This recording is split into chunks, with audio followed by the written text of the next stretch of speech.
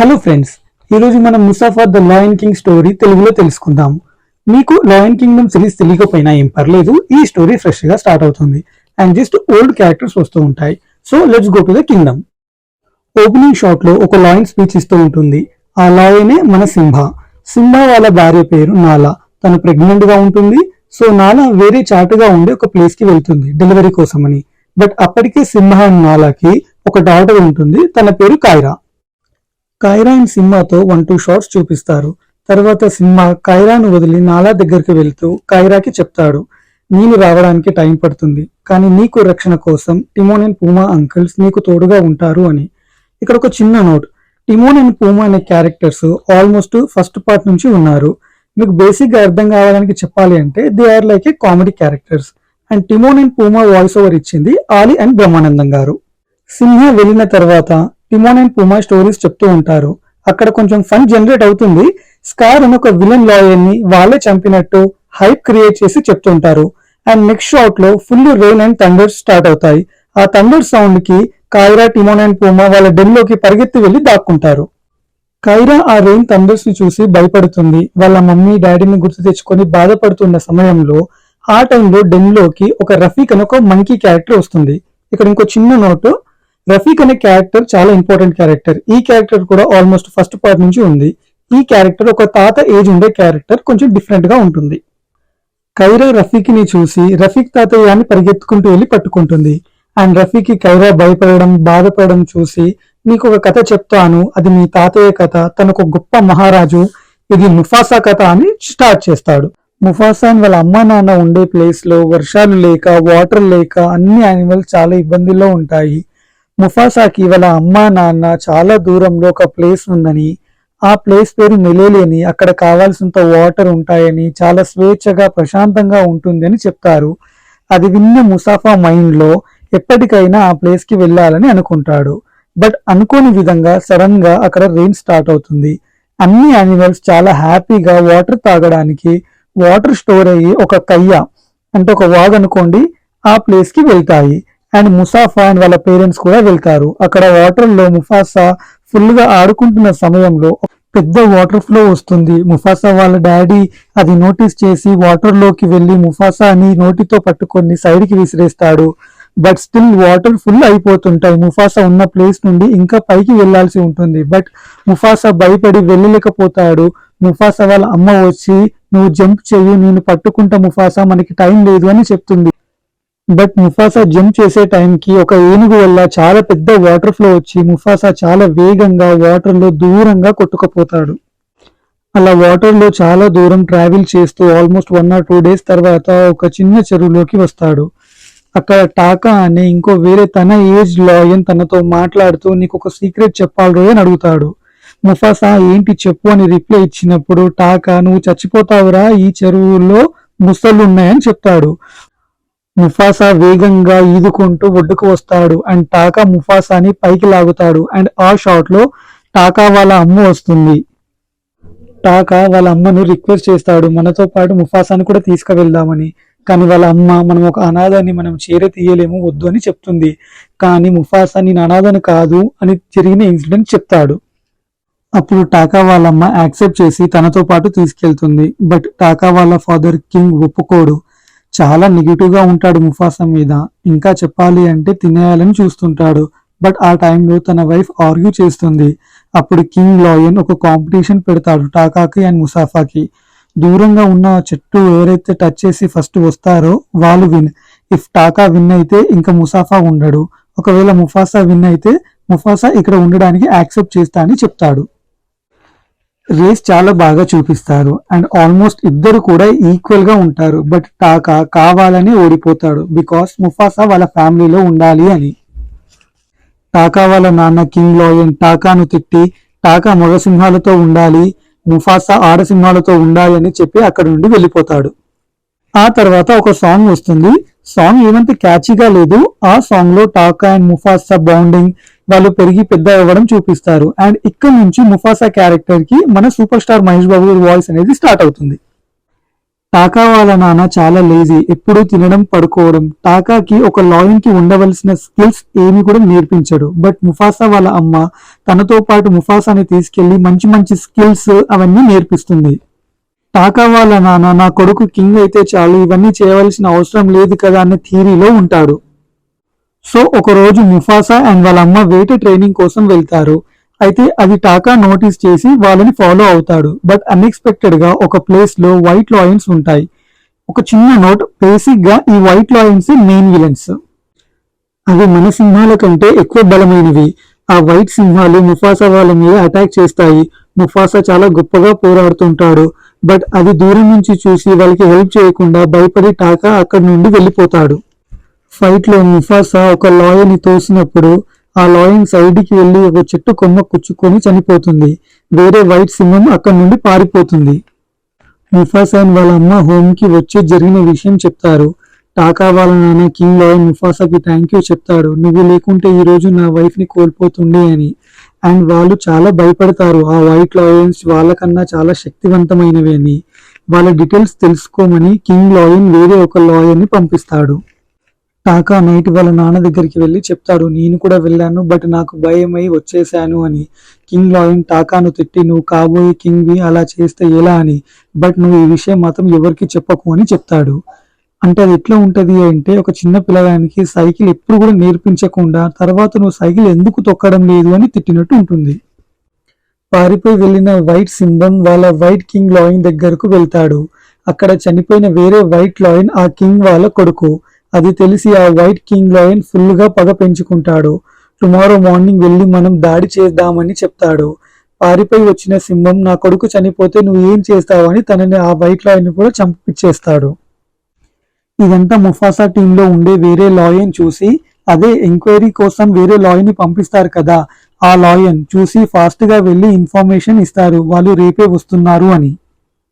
టాకా వాళ్ళ నాన్నకు సిచ్యువేషన్ అర్థమై మనలో ఒక్క సింహమైన ప్రాణాలతో ఉండాలి అని టాకాను వెళ్ళిపో అని అంటాడు. అండ్ ముఫాసాకి టాకాకు తోడుగా ఉండమని వాళ్ళిద్దరిని అక్కడి నుండి పంపించేస్తాడు. ఆ వైట్ లాయన్స్ వచ్చి ముఫాసా టీంలో ఉన్న అన్ని లాయన్స్ ని చంపేస్తారు. బట్ అవి మనకి చూపించారు, జస్ట్ 1-2 షాట్ లో మనకు అర్థమైపోతుంది. ఆ వైట్ లాయన్ కింగ్ నేమ్ కిరోస్. కిరోస్ కి పగ మాత్రం తీరదు, బికాస్ తన కొడుకుని చంపింది ముఫాసా. బట్ ముఫాసా ఇంకా ప్రాణాలతో ఉన్నాడు కదా. వైట్ లాయన్స్ మన లాయన్స్ కంటే ఫాస్ట్ గా పరిగెట్టగలవు.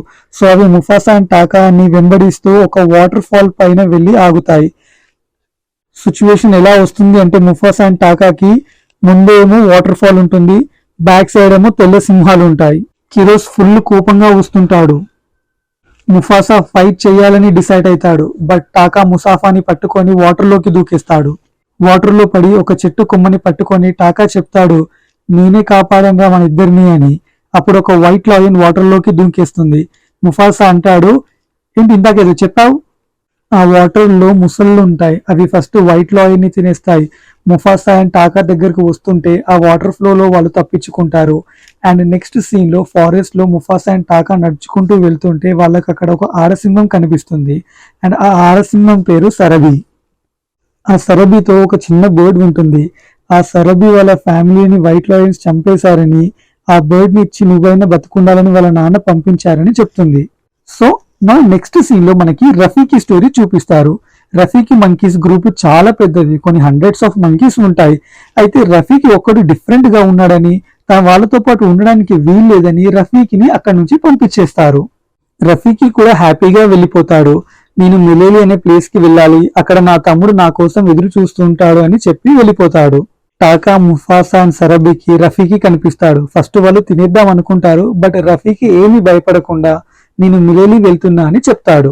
ముఫాసాకి వాళ్ళ అమ్మ చెప్పిన మాటలు గుర్తొస్తాయి. రఫీకి అడుగుతాడు, మేము కూడా మిలేలి వస్తాం నీతో పాటు అని. రఫీకి ఒప్పుకుంటాడు. సరబితో ఆ బోర్డు ఉంటుంది కదా, ఆ బోర్డుతో అక్కడ కొంచెం ఫన్ జనరేట్ అవుతుంది.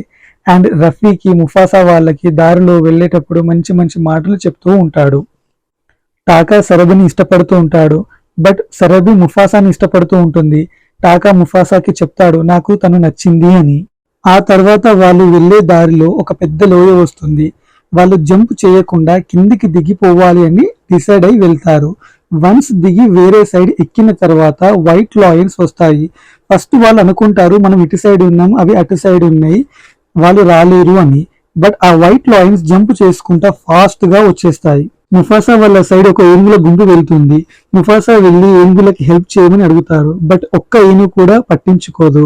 సరబి అక్కడ తను ఒక తేనె పట్టుని చూసి వెళ్లి ఆ తేనె పట్టును కొడుతుంది. సో ఆ తేనె తీగలన్నీ వచ్చి కొడుతున్నప్పుడు ఏనుగులన్నీ అటు ఇటు వెళ్లిపోయి డిస్ట్రాక్ట్ అయిపోతాయి. అప్పుడు వాళ్ళు తప్పించుకోవచ్చు అని.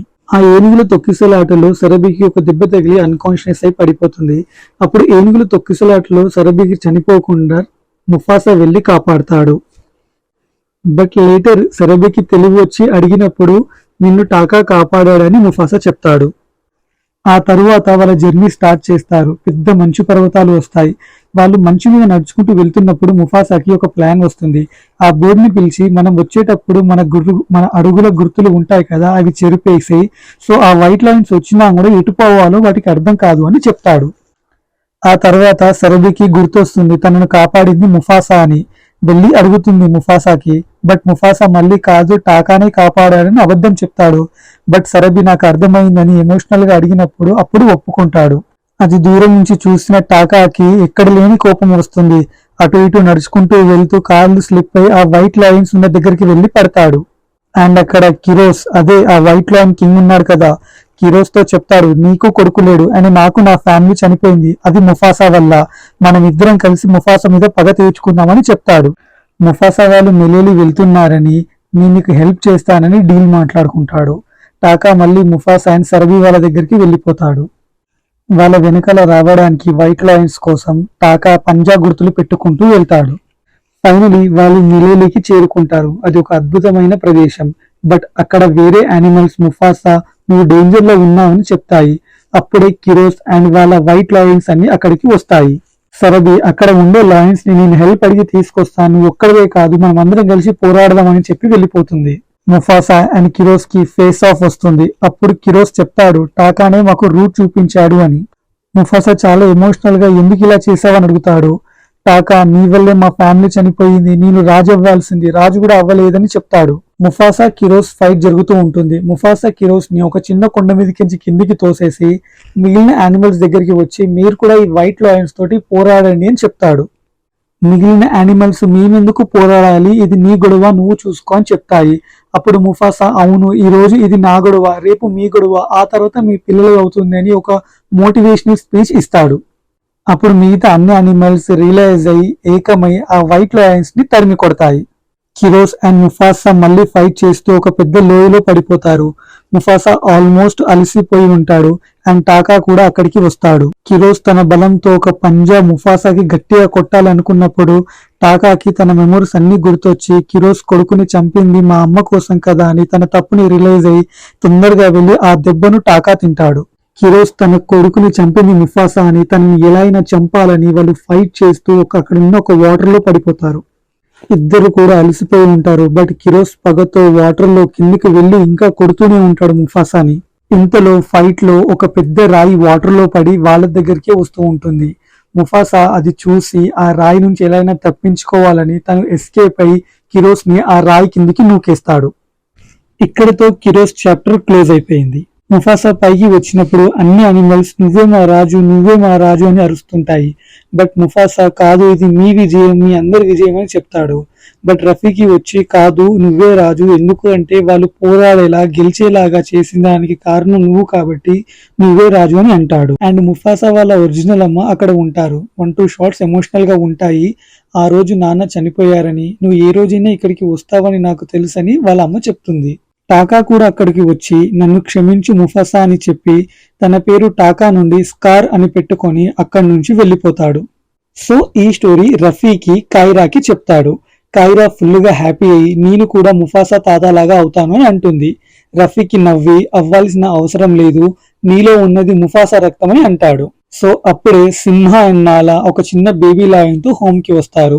కైరా ఆ బేబీ లాయన్ ని చూసి ఫుల్ గా హ్యాపీ అయ్యి ఒరే బుజ్జోడా నీకు ఒక మహారాజు కథ చెప్తారా అని అంటుంది.